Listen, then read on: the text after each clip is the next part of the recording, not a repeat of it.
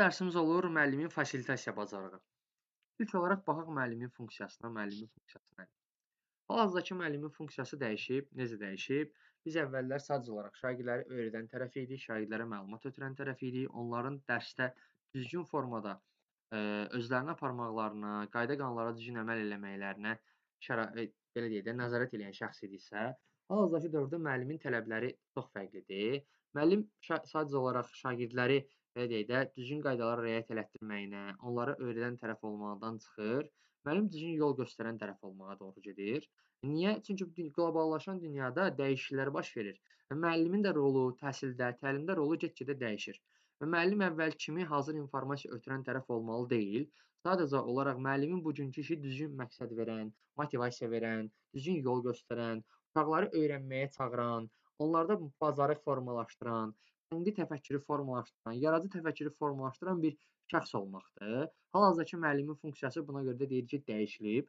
Əvvəlki müəllimdən çox fərqlənir. Əvvəl dediyimiz kimi sadəcə olaraq nəzarət eləyən, bilik ötürən və sadəcə olaraq belə deyək, şagirdləri öyrətmədə özü tərəfindən bütün məlumatlar verilən bir tərəf sayılırsa müəllim, hal-hazırda onun dediyimiz kimi dəyişir. Yəni günün tələbinə uyğun olaraq müəllimin də funksiyası dəyişib. Və hal-hazırdakı müəllimin funksiyası daha belə deyək, şagirdin öyrənməyinə daha çox imkan verir. Müəllimin bugünkü funksiyası, bugünkü belə deyək də, olduğu vəziyyət, elədikləri, eləməkləri olduqları daha doğrusu şagirdləri daha da çox həyata hazırlayır. Əvvəlki mühitdə, dərs mühitində müəllimin işi sadəcə olaraq şagirdlərə biliklər ötürmək idisə, hal-hazırdakı təlim mühitində müəllimlərin işi şagirdlərə biliklə bərabər həm də bacarıq formalaşdırmaqdır və bundan əlavə şagirdləri həyata hazırlamaqdır. Əvvəlki təlimin sadəcə olaraq işi nəticəyə köklənmək idisə, müəllimin də əsas işi nəticəyə köklənmək idisə, müəllim şagirdin sondakı nəticəsinə köklənirdisə, hal-hazırda müəllimin funksiyası belədir ki, müəllim şagirdi ruhlandırmalıdır, həvəsləndirməlidir, onu inkişafa yönəltməlidir, şagirdə düzgün yol göstərməlidir və bu kimi işlərin hər birini müəllim gördükdə ona biz deyirik fasilitator, yəni düzgün yol göstərən. Ad olaraq fasilitator və düzgün yol göstərən adlandırırıq müəllimi. Gələk indi nəyə? Fasilitator kimdir? Fasilitator nə deməkdir? Buna baxmağa. Deməli, fasilitator idarə eləyən şəxsdir, prosesi idarə eləyəndir. Fasilitator qərar vermir, sadəcə olaraq qərar verməyə kömək eləyir. Nə mənada? Şagirdləri qərara doğru aparmağa kömək eləyir, onlara düzgün yol göstərir. Yəni, fasilitatorluq eləyir. Hər hansı bir informasiyanı onlara hazır formada vermir. İnformasiyanı öyrənməyə şagirdləri sövq eləyir. Şagirdlərə maraqlı gəlməsi üçün informasiyanı öyrənmələr üçün onlara şərait yaradır. O şagirdlərdə metakognitiv bilik formalaşdırır fasilitator müəllim və bundan əlavə metakognitiv bacarıqlar formalaşdırır. Şagirdlərə problemləri həll eləməyə yönəldir. Bir sözlə desə, scaffolding eləyir. Bu Vygotsky'nin sosial inkişaf nəzəriyyəsinə aid bir termindir. Scaffoldingin adı müvəqqəti körpü deməkdir. Yəni müvəqqəti kömək deməkdir. Scaffolding eləmək şagirdlərə kömək, müvəqqəti olaraq kömək eləmək, onlara düz yol göstərmək sayılır. Burada kömək dedikdə müəllimin şagirdin yerinə hər hansı bir fəaliyyəti yerinə yetirməyi demək deyil. Müəllimin şagirdə kömək eləməyi odur ki, müəllim şagirdi hər hansı bir məsələyə həvəsləndirsin, ona düzgün yol göstərsin, ona həmin məsələni, həmin problemi həll eləməyə kömək eləsin. Müvəqqəti olaraq ona kömək eləsin, yəni həvəs versin, motivasiya versin, düzgün yol göstərsin formasında köməkdən danışılır. Onun yerinə hər hansı bir məsələni həll eləməkdən, hər hansı bir problemi həll eləməkdən danışılmır. Və yaxud da şagirdi hər hansı bir resursa yönəldirsə müəllim, burada fasilitatorluq eləyir, yəni scaffolding eləmiş olur. Deməli, fasilitatorluq eləyən müəllimdə müxtəlif bacarıqlar olmalıdır ki, həmin müəllim fasilitatorluq eləyə bilsin, yəni fasilitator ola bilsin. Və fasilitator olan müəllim dedik ki, şagirdlərə konkret olaraq bilikləri vermir, onu resurslarla təmin edir, onu düzgün yol olaraq, düzgün belə deyək də, məlumatları almaq üçün düzgün olaraq istiqamətləndirir. Və bir fasilitator müəllim təlimdə normal bir səmərəli bir mühit yaradır. Şagirdlərin həm emosional vəziyyətini, həm intellektual, həm fiziki, həm də psixoloji inkişafını təmin eləyir. Əgər bir müəllim fasilitatordursa, yəni düzgün yol göstərəndirsə, həmçinin müəllimin fasilitator olmağı şagirdlərin potensiallarını müəyyənləşdirməyə və onları inkişaf elətdirmək üçün səmərəli metodlar, keçən belə deyək də, bir şəxs olaraq önə çıxardır. Nə mənada? Yəni fasilitator müəllimsənsə, sən şagirdlərin potensialını müəyyənləşdirirsən və onların inkişaf elətdirmək üçün müxtəlif metodlardan, üsullardan istifadə eləyərək şagirdləri inkişaf elətdirmiş olursan. Qısacası fasilitator kimdir? Fasilitator yol göstərəndir. Prosesi idarə eləyən, şagirdləri həvəsləndirən, onlara düzgün yol göstərən, onlara məlumatları necə əldə eləməli olduğunu bildirən və qısa olaraq desək, müvəqqəti kömək eləyən, onları inkişafa yönəldən şəxs sayılır. Fasilitatorlar, yəni müəllimlər. Gəldik fasilitator müəllimin roluna. Fasilitator müəllimin bir neçə rolu var. Yəni bu ilk yuxarıda danışdıqlarımız fasilitator müəllim haqqında verilən ümumi məlumatlar idi. Yəni fasilitatorun nə olmağı, hal-hazırki dövrdə müəllimin rolunun nə olmağı ilə bağlı verilən məlumatlar idi. İndi gələk fasilitator müəllimin neçə dənə rolunun olmağına. Deməli, fasilitator müəllimin 3 dənə rolu var. Hansı rollardır? Birincisi, bələdçi müəllim roludur. İkincisi, məlumatla təmin eləyən. İkincisi isə tədqiqatçı müəllimdir. Yəni, bunları çətinləşdirməyə ehtiyac yoxdur. Ümumiyyətlə, fasilitator müəllim fasilitator bacarığını, müəllimin fasilitasiya bacarığını dərsini çətinləşdirməyə ehtiyac yoxdur. Asandır. Öyrənmək də asandır, başa düşmək də asandır. Sadəcə olaraq biraz belə deyim, məlumat çoxluğu var. Onu qısalaşdırıb öyrənmək lazımdır əsas məsələ. Deməli, ilk olaraq baxırıq bələdçi müəllim roluna. Bələdçi müəllim nədir? Bələdçi müəllim şagirdləri həvəsləndirən, onlara düzgün yol göstərən, onların potensialını müəyyənləşdirən və inkişaf elətdirən şəxsdir. Bu yalnız dərs prosesi ilə bitmir. Müəllim dərsdənkənar fəaliyyətdə də şagirdə hər hansı bir proqrama, kursa cəlb eləyə bilər. Yəni, ona bələdçilik eləyə bilər. Şagirdə bələdçilik eləyən müəllim bələdçi müəllim rolunda olmuş olur. Yəni, düzgün yol göstərən müəllim. Burada entuziazm sözü yazılıb. Bu nə deməkdir? Həvəsləndirmək deməkdir. Yəni, elə çətin bir şey deyil. Həvəsləndirərək müəllim işini görməyə bacarmalıdır. Yəni, bir müəllim özü şagirdin qarşısında həvəsli olmalıdır ki, onun o həvəsli olmağı da şagirdə keçsin və şagird buna uyğun olaraq da təlimə daha yaxşı cəlb olunsun. Qısacası, birinci olan fasilitator müəllim, birinci olur bələdçi müəllim, düzgün yol göstərən müəllim olmaqdır. İkinci, məlumatla təmin edən müəllim. Bu nə deməkdir? Müasir dövrdə dünyada çoxlu saylı məlumatlar var və biz bütün məlumatlarla, yeniliklərin hər birindən tanış olmalıyıq ki, şagirdlərə də bununla bağlı məlumat verə bilək. Yəni, şagird hər hansı bir məsələ ilə bağlı məlumat əldə etmək istəyəndə, biz onu düzgün resursa yönəltməliyik, düzgün mənbələrə yönəltməliyik. Yəni, bu zaman biz məlumatla təmin edən olmuş oluruq. Biz konkret olaraq şagirdlərə məlumat verməyimiz yox, onları məlumata yönləndirməyimiz, məlumatı hardan əldə edəcəklərini bildirməyimiz bizim məlumatla təmin edən rolunda olmağımız deməkdir. Yəni, biz müəllim olaraq şagirdin hər hansı bir məlumat əldə etməsi üçün onu hansı resursdan istifadə edəcəyinə yönəltməliyik. Yəni, bunu yönəltmək bacardırıqsa, deməli, məlumatla təmin edən tərəfik. Üçüncü, tədqiqatçı müəllimdir. Müəllimin rolundan da biri. Biz şagirdləri tədqiq eləməliyik, yəni onları öyrənməliyik, araşdırmalıyıq. Çünki şagirdlər hər biri müxtəlif xüsusiyyətlərə malikdir, müxtəlif ailələrdən gəlirlər.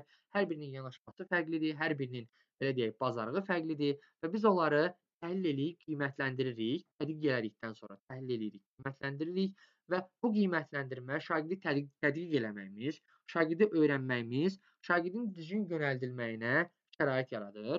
Yəni, biz şagirdi tədqiq eləyiriksə, ona bələdçi olaraq düzgün yol göstərə bilərik. Bu da fasilitator müəllimin olur, üçüncü rolu, tədqiqatçı müəllim.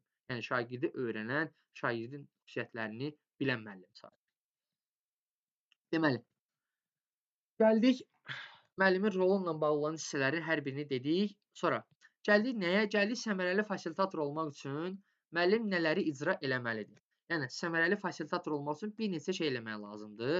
Bunlar hansılardır? Deməli, ilk olaraq səmərəli fasilitator olan müəllim nə edir? Təlim nəticələrini şagirdlərə əvəzlə paylaşır. Əgər müəllim səmərəli bir fasilitator roluna çıxış eləmək istəyirsə, təlim nəticələrini şagirdlərə nə etməlidir? Bildirməlidir. Yəni, biz şagirdlərə düzgün yol göstərmək üçün ilk olaraq dərsdə təlim nəticəsini şagirdlərə bildirməliyik. Əgər təlim nəticəsini bildirirsə, deməli biz düzgün yol göstəririk, yəni şagirdlərə fasilitatorluq eləmiş oluruq. Sonra ikinci nədir? İkinci şagirdlərin məqsəd və maraqlarıyla tanış olmaqdır. Fasilitator olmaq üçün müəllim şagirdlərin məqsədlərinin nə olduğunu və maraqlarının nə olduğunu bilməlidir. Bunun üçün anket sorğular eləyə bilər, şagirdlərlə fərdi söhbətlər eləyə bilər, şagirdlər söhbət eləyən zaman onları dinləyə bilər. Yəni, bu kimi, belə deyək də, fəaliyyətləri həyata keçirməklə müəllim şagirdlərin məqsəd və maraqları ilə tanış olaraq fasilitatorluq eləmək bacarığını inkişaf elətdirə bilər. Yəni fasilitator ola bilər. Sonra üçüncü, şagirdlərinizi cəlb eləyin. Şagirdlərinizi cəlb eləmək nədir? Deməli biz dərs zamanı hal-hazırda şagirdləri dərsə cəlb eləməliyik ki, onlara fasilitator belə deyək də fasilitator rolumuzu yerinə yetirə bilək. Nə mənada? Məsələn, dərsdə müxtəlif fəaliyyətlərdən istifadə eləməliyik biz, şagirdlərə maraqlı gələn. Çünki hal-hazırdakı dərs mühiti çox belə deyək də şagirdlərin o qədər maraqlı olduğu yerlər var ki, onlara dərs mühiti maraqlı gəlmir. Biz onları dərsə cəlb eləməliyik ki, dərs onlara maraqlı gəlsin. Və dərsə cəlb eləmək üçün də müxtəlif strategiyalardan, iş üsullarından, iş formalarından, müxtəlif fərqli metodlardan istifadə eləyə bilərik və bu müxtəlif fərqli metodlardan istifadə eləyərkən dərsin məqsədini mütləq formada nəzərə almalıyıq. Yəni planlaşmamıza, dərsin məqsədimizə mane olmadan hər hansı müxtəlif dəyişikliklər eləyərək şagirdləri dərsə cəlb eləyə bilərik. Və şagirdləri dərsə bu formada cəlb eləməyimiz bizim səmərəli fasilitatorluq eləməyimizə şərait yaradacaqdır. Bu da olur üçüncü, şagirdləri dərsə cəlb eləmək. Dördüncü nədir? Sinif otağından kənara çıxın deyir. Bu nə deməkdir bəs? Biz deməli, səmərəli fasilitator olmaq üçün sinif otağından kənara çıxmalıyıq. Yəni müəllim öz işini daha yaxşı qurmaq üçün sinif otağından kənara çıxmalıdır. Nə mənada?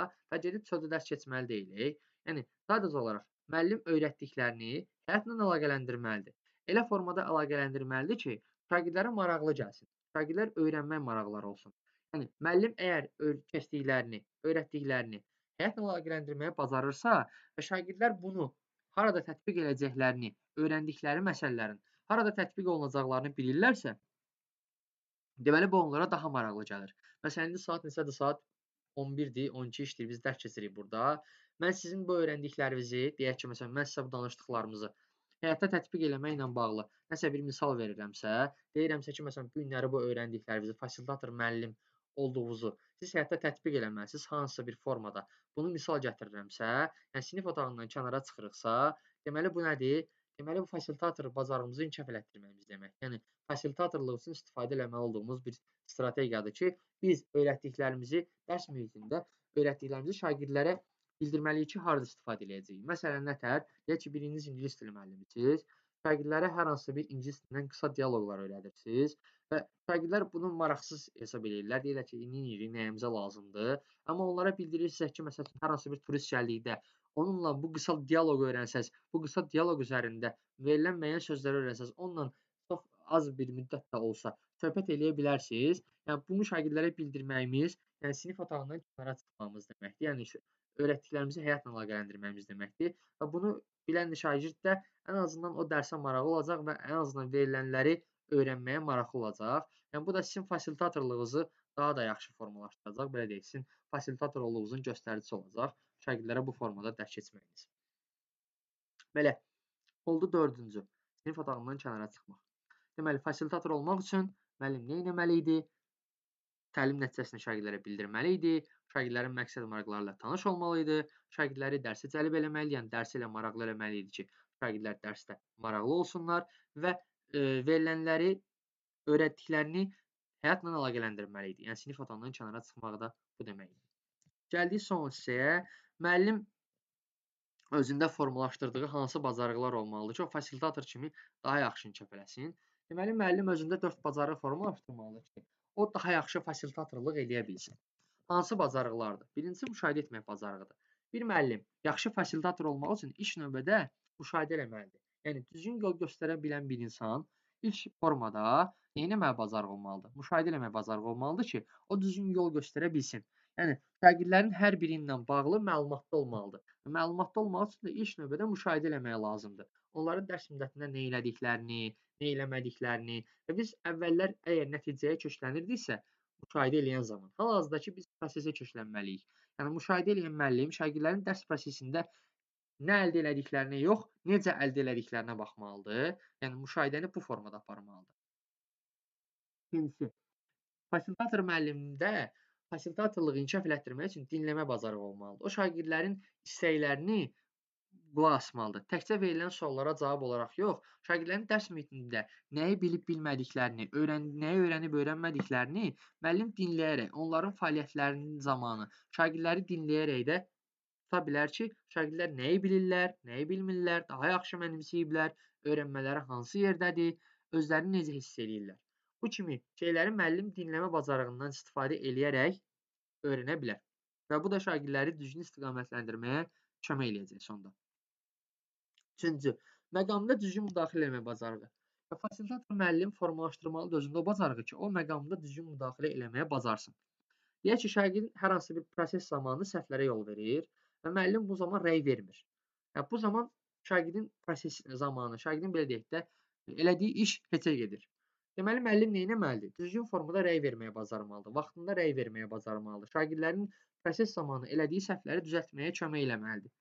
Bunu eləməyə bacaran müəllim, yəni məqamda düzgün müdaxilə eləməyə bacaran müəllim düzgün fasilitatorluq eləyə bilir.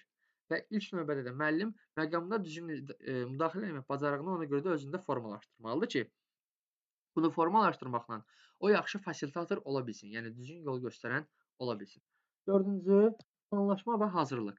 Müəllim səmərəli plan əvvəlcədən müəyyənləşdirirsə, əvvəlcədən müəllimin bir səmərəli planı olursa, müəllim bir işində bir sistemlik yaradırsa, bu zaman verilən qarşısına çıxan bütün problemləri düzgün formada həll edə biləcək və o bütün problemlərə qarşı hazırlıqlı olacaq. Müəllim əgər fasilitatorluq eləmək, fasilitatorluq belə deyək, bacarığını daha da yaxşılaşdırmağa çalışırsa, planlaşma və hazırlıq bacarığı müəllimdə olmalıdır ki, müəllim işini planlaşdırsın ki, şagirdləri düzgün formada yönləndirə bilsin. Əsas məqsəd müəllimdə bu bacarıqları formalaşdırmaqda əsas məqsəd müəllimin daha yaxşı fasilitator olmağı və şagirdləri daha da yaxşı inkişaf elətdirməyidir. Yəni əsas məqsəd burada budur ki, müəllim fasilitator olmaqda əsas məqsəd şagirdləri inkişafa doğru aparmaqdır, inkişafa yönləndirməkdir. Ən əsas məqsəd olur burada fasilitatorun əsas işi bu. Gəldik indi qısalaşdıraq. Son olaraq deyə görə nə öyrəndik biz bu günləri? Bu günləri biz öyrəndik müəllimin fasilitasiya bacarığı dərsində müəllimin funksiyasını, müəllimin hal-hazırdakı vəziyyətdə necə bir funksiyanı icra elədiyini, fasilitatorun ümumilikdə nə olduğunu, qısacası desək, fasilitatorun yol göstərən olduğunu öyrəndik, müvəqqəti kömək eləyən olduğunu öyrəndik. Sonra fasilitator müəllimin roluna baxdıq. Fasilitator müəllimin 3 dənə rolu oldu. Bələdçi müəllim, yəni düzgün yol göstərən. Sonra məlumatla təmin edən müəllim, yəni şagirdləri resurslara yönləndirən müəllim. Tədqiqatçı müəllim, yəni şagirdləri öyrənən, onları tədqiq edən, onların maraqlarını bilən müəllim. 3 dənə müəllimin rolu oldu. Bunları öyrəndik. Sonra fasilitator olmaq üçün müəllim hansı fəaliyyətləri, sinifdə nələri icra eləməlidir, onu öyrəndik. Deməli, fasilitator olmaq üçün müəllim əvvəlcə şagirdlərə təlim nəticələrini bildirməlidir. Sonra şagirdlərin maraqları ilə tanış olmalıdır. Şagirdləri dərsə cəlb eləməyi bacarmalıdır və dərsi həyatla əlaqələndirməlidir ki, müəllim belə deyək də, daha yaxşı fasilitatorluq eləyə bilsin. Sonra dördüncü olaraq müəllim özündə hansı bacarıqları formalaşdırmalıdır ki, daha yaxşı fasilitator olsun? Müəllim özündə müşahidə bacarığını formalaşdırmalıdır. Müəllim özündə dinləmə bacarığını formalaşdırmalıdır. Məqamında düzgün müdaxilə etmə bacarığını formalaşdırmalıdır və planlaşma və hazırlıq bacarığı olmalıdır ki, müəllimdə işini əvvəlcədən planlı tutsun ki, o düzgün formada fasilitatorluq eləyə bilsin. Bu da bugünkü fasilitatorluqla bağlı dərsimiz.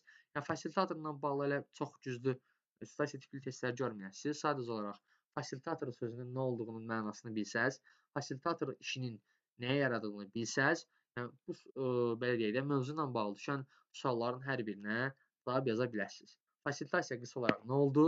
Fasilitasiya yol göstərmək oldu. Düzgün yol göstərmək, düzgün məlumatlarla təmin eləmək, şagirdin maraqlarını bilmək və dərsi ona uyğun formada, şagirdə kömək eləyəcək bir formada quraşdırmaq. Belə. Bu da oldu fasilitasiya ilə bağlı dərsimiz.